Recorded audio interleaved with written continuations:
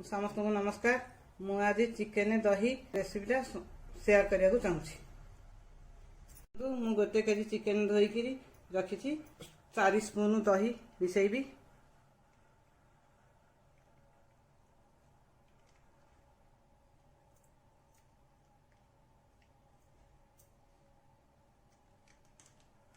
चार स्पून दही मिसेनी किसी हलदी गुंड मिसेबी, किसी लुण मिसेबी। सब पकईना परे ताको हाथ में घन करी गुड़े देवे, ताको गोटे घंटा रखीदेवे।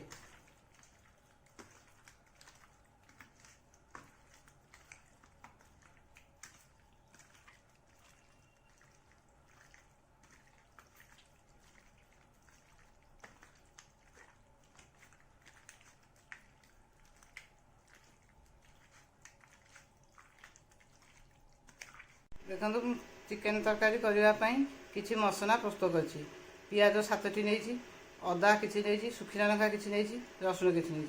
प्रथम रसुण अदा लंका को ग्राइंडिंग करदेवी। किसी तेल नहीं तादेह किसी जीरा फुटन फुटाऊँ काटी नहीं पियाज को भाजी। देखो चिकेन प्रस्तुत कर चिकेन तरकारी करने पियाज को मु लाइट ब्राउन कलर भाजी नेली। तादेह बाटण पकईली।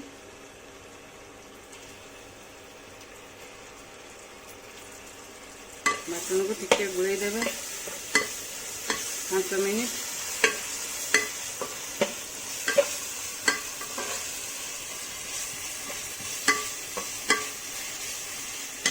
तापर हलदी पाउडर पकेबे 1 स्पून। तापर धनिया पाउडर पकेबे 1 स्पून।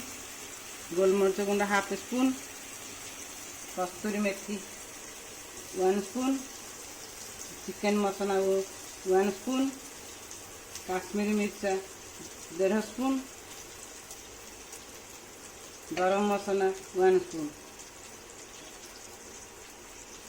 चिटके हेंगू।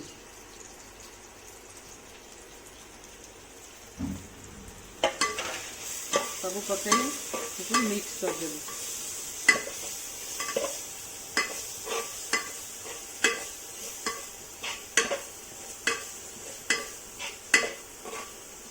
पाँच रु 10 मिनिट कषिला परे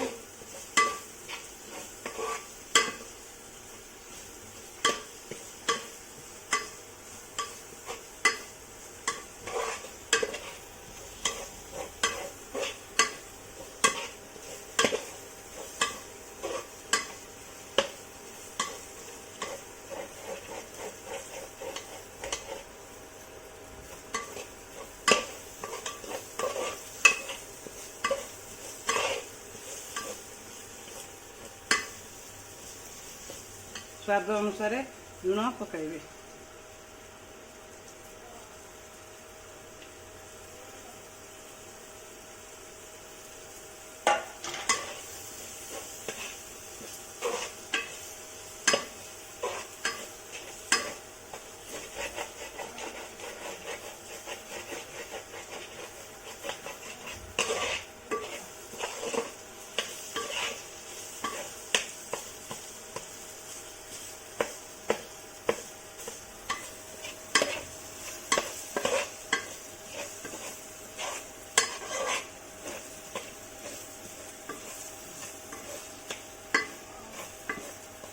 पानी देकी मसला को 5 रु 10 मिनिट कषिब।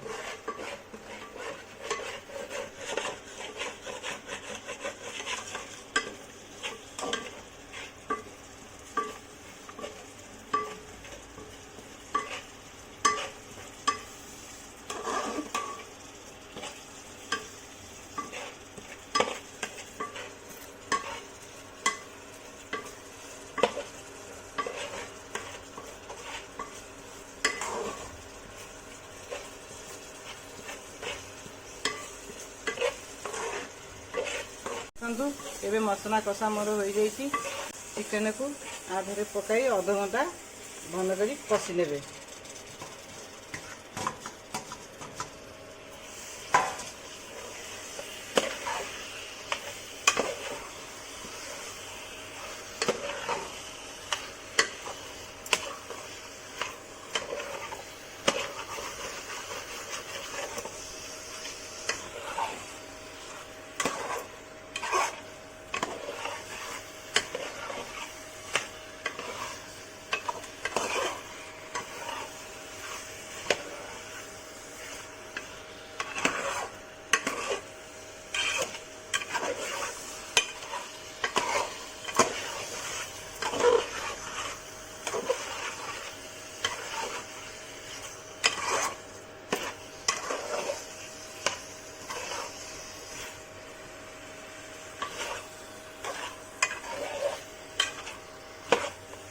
ଦେଖନ୍ତୁ ଚିକେନଟା ଏବେ ଭଲ ଭାବରେ କଷି ନେଇଛି।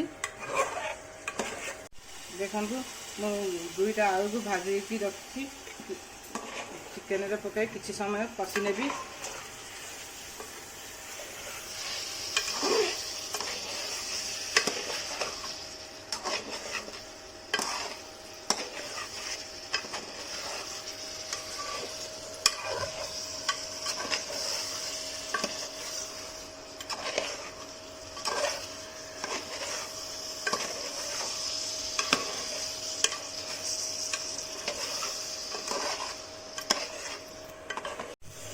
ଦେଖନ୍ତୁ ଭାଜି ରଖିଥିବା ଆଳୁକୁ ମୁଁ ପକାଇ 10 ମିନିଟ୍ କଷି ନେଲି।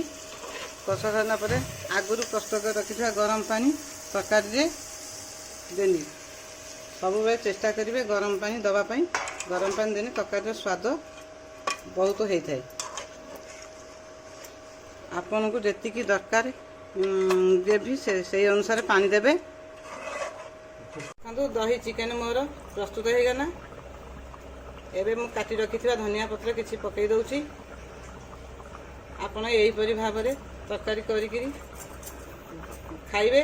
ଆଉ ଦୟାକରି ମୋତେ ସବସ୍କ୍ରାଇବ୍ କରିବେ, ଲାଇକ୍ କରିବେ, କମେଣ୍ଟ କରିବେ।